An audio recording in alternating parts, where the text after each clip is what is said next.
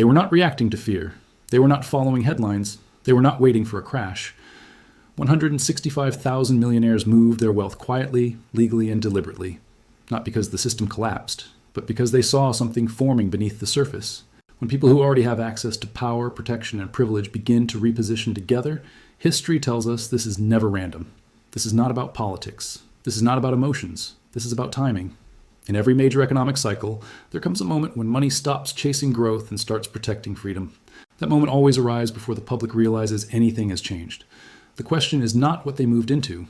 The real question is why they moved at all, because once this signal appears, the window to prepare quietly begins to close. Welcome to Financial Explanations.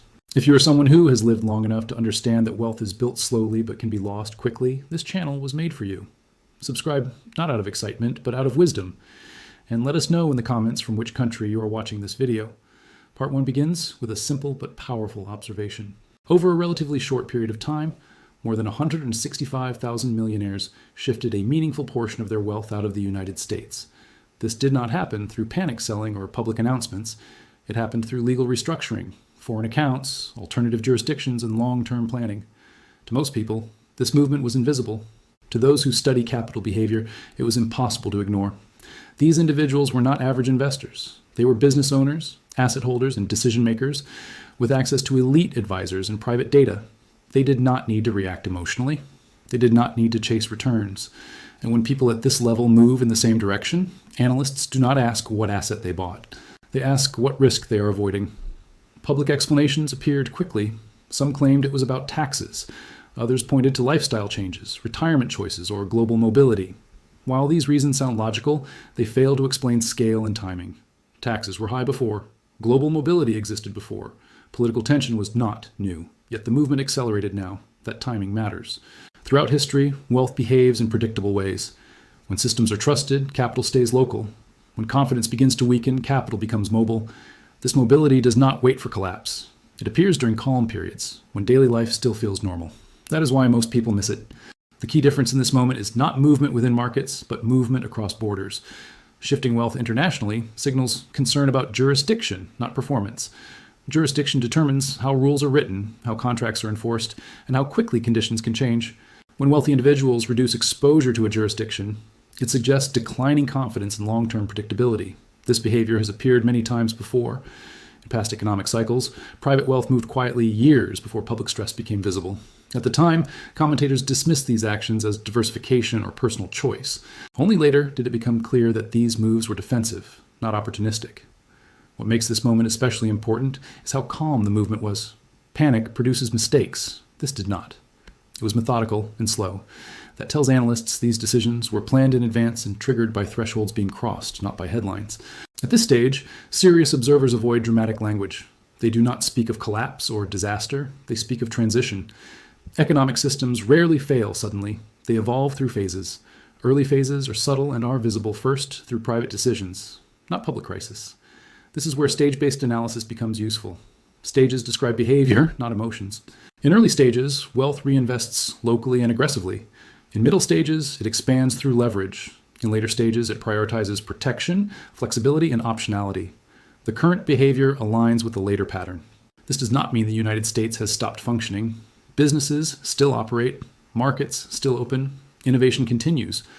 But surface strength does not eliminate structural stress. In history, some of the most productive periods occurred shortly before major transitions. Another critical factor is coordination without coordination. These millionaires did not meet or agree. Yet many reached the same conclusion independently. That only happens when underlying signals align strongly enough to overcome personal bias. These signals are rarely discussed publicly. They include long-term debt trajectories, currency management strategies, regulatory expansion, and legal risk modeling. They are slow-moving, but once they reach certain levels, experienced capital responds. For entrepreneurs and business builders, this moment can be confusing. Everything appears stable. Opportunities still exist. But capital does not move based on comfort today. It moves based on constraints tomorrow. Part 1 does not claim certainty about outcomes. It does not predict dates or events. Its purpose is to establish that something measurable has occurred. It shows that experienced capital responded collectively, and it frames this response as a signal, not a coincidence. The critical question now is not whether this movement matters, but what it reveals about the system that produced it. To answer that, one must understand how wealth detects stress before it becomes visible. That is where the deeper warning begins. They did not wake up one morning and decide to leave because of a headline. Wealth at this level does not respond to news alerts or political debates. It responds to systems. Long before the public senses danger, experienced capital begins to measure stress in quiet ways. Part 2 explains how that process works and why it leads to early movement. High net worth individuals operate with a different map of risk. For most people, risk means market swings, interest rates, or job security. For them, risk means jurisdiction. It means asking where their wealth will be treated fairly 10 or 20 years from now. It means asking whether rules can change suddenly, whether capital can be restricted, and whether legal protection will remain predictable. They do not rely on one signal. They observe patterns across many layers. One layer is sovereign debt. When government debt grows faster than the economy that supports it, pressure builds. That pressure does not show up immediately in daily life. It shows up first in policy discussions, emergency tools, and long-term planning documents. Wealth notices when solutions shift from growth-based to control-based. Another layer is currency behavior. Wealth does not fear inflation alone. It watches the speed of dilution and the tools used to manage it. When monetary policy becomes more complex, more reactive, and more experimental, confidence quietly weakens. Complex systems are harder to reverse. Capital prefers simplicity and predictability. Legal and regulatory signals matter just as much. Wealth tracks how often rules change and how quickly exceptions are created. Temporary measures have a habit of becoming permanent. Emergency powers often expand before they contract. When this pattern accelerates, long-term planners reduce exposure even if current conditions feel stable. One of the most misunderstood aspects of this behavior is timing. Wealth moves early because it can afford to. Waiting offers no advantage. Once restrictions are discussed openly, optionality is already shrinking. Early movement preserves choice. Late movement invites friction. This is why millionaires do not wait for recessions. Recessions are visible events. By the time they arrive, opportunities are already limited. What matters more is whether future choices will remain voluntary. Capital leaves not when value disappears, but when freedom of movement becomes uncertain. History supports this pattern. In previous economic cycles, capital exited dominant systems quietly while public confidence remained high. At the time, commentators dismissed the moves as personal preference or diversification. Only later did it become clear that these actions were defensive, not opportunistic. In the current case, the United States still appears strong on the surface. Markets function, businesses grow, innovation continues, but strength and stress can exist at the same time. Wealth is trained to notice contradictions, and when strong activity depends on increasing intervention, capital begins to hedge. This is where the idea of stage 5 behavior starts to become visible. It is not defined by collapse. It is defined by preparation. In this stage, wealth shifts from expansion to preservation. It values access over yield. It values legal clarity over growth potential. Importantly, this behavior is not emotional. It is procedural. Lawyers, accountants, and advisors execute plans that were drafted years earlier. These plans are activated when certain thresholds are crossed. The public rarely sees these thresholds because they are not part of public debate. Young entrepreneurs often misunderstand this moment. They assume that if opportunity still exists, risk must be low. In reality, opportunity often peaks just as structural risk increases. Systems tend to offer their greatest rewards right before constraints tighten. Part 2 shows that the movement of 165,000 millionaires was not a reaction to fear, but a response to accumulated signals. These signals do not guarantee failure. They indicate transition. They suggest that the environment for capital is changing in subtle but important ways. To understand what this means long-term, one must place this behavior inside a broader historical framework. That framework explains why such signals appear in predictable stages and why they matter more than headlines. That framework is explored next. To understand why this movement matters, analysts step back from the present moment and look at long cycles. Short-term events can mislead. Long-term patterns rarely do. Across centuries, dominant economic powers have followed a surprisingly similar path. The names change, the technologies change, the sequence does not. This sequence is often described in stages, not because history is simple, but because behavior repeats under similar pressures. These stages are not moral judgments. They are functional descriptions of how systems evolve as they grow, mature, and eventually strain under their own weight. In early stages, a rising power focuses on production and trade. Wealth is built by creating real value. Capital stays local because opportunity is everywhere. Rules are clear because they are still being formed. Confidence is high, but grounded in output. As the system matures, finance grows faster than production. Credit expands. Markets deepen. Wealth multiplies not only through work, but through leverage. The stage often feels like progress, and in many ways it is. But it also introduces dependence on stability and trust. Later, the balance begins to shift. Debt grows faster than income. Policy becomes more complex. Authorities intervene more often to smooth outcomes. Each intervention appears justified on its own. Over time, they accumulate. The system still works, but it requires constant adjustment. Stage 5 emerges when capital quietly recognizes this shift. At this point, the system has not failed. It is still powerful, but its future path becomes less predictable. Growth depends increasingly on policy decisions rather than organic expansion. This is where behavior changes. In stage 5, wealth stops asking how to grow faster and starts asking how to remain flexible. Capital does not flee overnight. It repositions.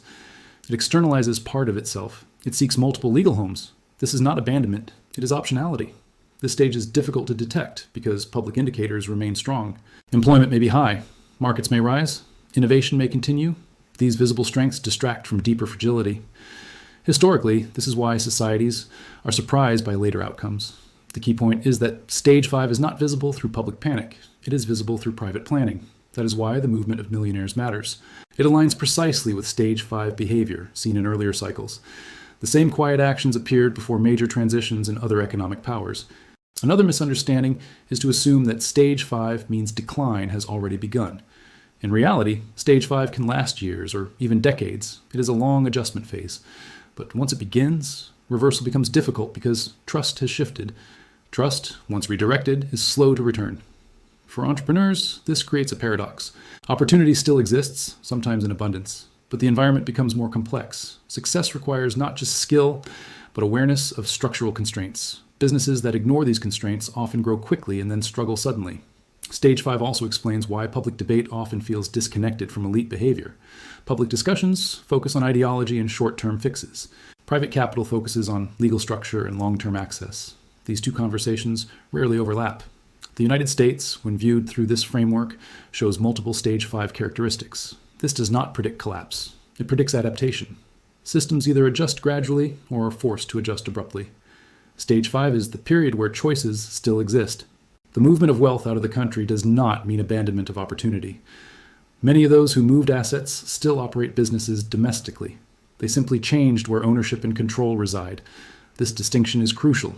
Part 3 establishes that what appears unusual today fits into a well-documented historical pattern. The behavior is not random. It is not emotional. It is structural. Understanding this framework allows decision makers to interpret signals without panic. The remaining question is practical. If this signal reflects a shift in the system, how should individuals building businesses and wealth respond? That question defines the strategic implications ahead. For business owners and young entrepreneurs, the movement of elite wealth raises an uncomfortable question. If experienced capital is repositioning, what should those still building inside the system do? Part 4 does not offer instructions or predictions. It offers perspective. Strategy begins with understanding, not imitation. The first implication is that opportunity and security are no longer located in the same place. In earlier stages of an economic cycle, growth and safety move together.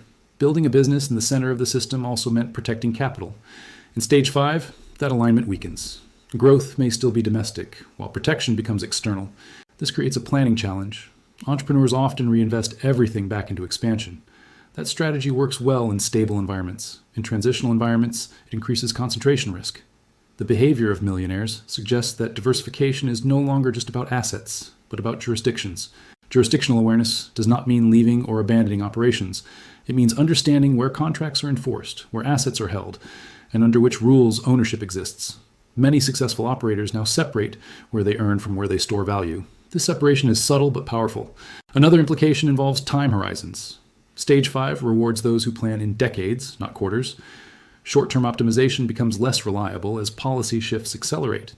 Businesses built solely around current incentives may struggle when those incentives change. Flexibility becomes a competitive advantage. This is especially important for younger entrepreneurs. Now, they often assume that adapting later will be easy. History suggests otherwise. When systems tighten, mobility decreases. Options that exist quietly today may require permission tomorrow. Early structure matters more than late reaction. Importantly, this moment does not call for fear or retreat. It calls for clarity. The worst response is paralysis. The second worst response is blind optimism. Strategic operators remain active but cautious. They grow, but with buffers. They expand, but with exits. Another lesson from elite behavior is restraint. When systems become uncertain, excessive leverage becomes dangerous. Growth fueled by debt performs well in predictable environments. In transitional periods, it magnifies vulnerability. Wealth reduces leverage before problems appear, not after. Communication also changes in this stage. Public messaging often encourages confidence to maintain stability. Private planning assumes volatility. Entrepreneurs should learn to read both without confusing them. Confidence in messaging does not always reflect confidence in structure. For many, the hardest adjustment is psychological. Stage 5 challenges the belief that the system will always adapt smoothly. It introduces the idea that rules may change faster than expectations. Accepting this does not require pessimism. It requires maturity. Part 4 emphasizes that the signal is informational, not prescriptive. It does not say everyone must move wealth abroad. It says that those with the most experience have identified rising structural complexity and adjusted accordingly. Observing that adjustment is itself a form of education. Those who understand the signal early gain time. Time allows for careful decisions, professional advice, and thoughtful design. Those who ignore it may still succeed, but with fewer options if conditions change. This is why Stage 5 is often described as the last flexible stage. After it, choices narrow. The movement of 165,000 millionaires suggests that many believe this window is open now, but not indefinitely. Part 4 ends where responsible analysis should end, with awareness, not alarm. The system has not failed, opportunity remains, but the rules of long-term security are changing. Understanding that shift is no longer optional for serious decision makers.